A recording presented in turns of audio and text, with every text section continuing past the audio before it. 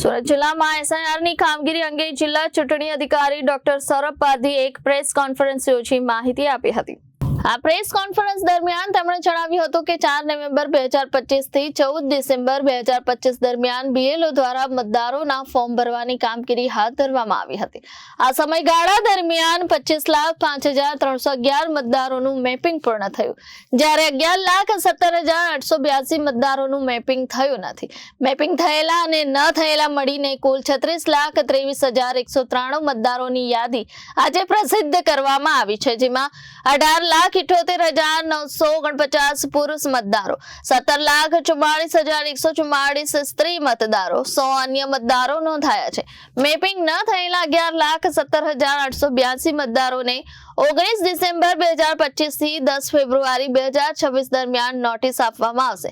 ત્યારબાદ એક એઈઆરઓ દ્વારા આશરે 50 જેટલા મતદારોની સુનાવણી કરવામાં આવશે। આ સુનાવણી બાદ યોગ્ય અને લાયક મતદારોનો સમાવેશ 17 ફેબ્રુઆરી 2026 રોજ પ્રસિદ્ધ થનાર અંતિમ મતદાર યાદીમાં કરવામાં આવશે।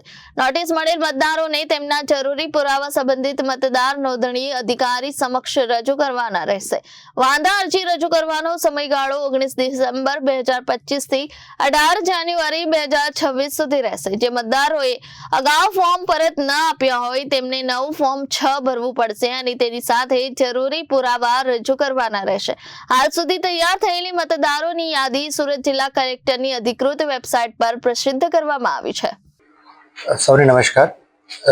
જો આપણે જાણીએ છીએ કે ભારતના ચૂંટણી પંચ દ્વારા 1/1/26ની લાયકાતની તારીખના સંદર્ભમાં મતદાર યાદીનું સ્પેશિયલ ઇન્ટેન્સિવ રિવિઝન જે એસઆઈઆર કાર્યક્રમ છે એ જાહેર થયું છે અને એના ભાગરૂપે આપણે જે પહેલો તબક્કો છે જેમાં એન્યુમરેશન ફોર્મ્સ આપણે બધાને વેચ્યા હતા અને એના પાસેથી ફોર્મ્સ આપણે જે પાછળ લીધા હતા એ તબક્કો આપણો પૂર્ણ થયો છે અને આજ રોજ આપણે ડ્રાફ્ટ મતદાર યાદી છે એ પ્રસિદ્ધ કરીએ છીએ।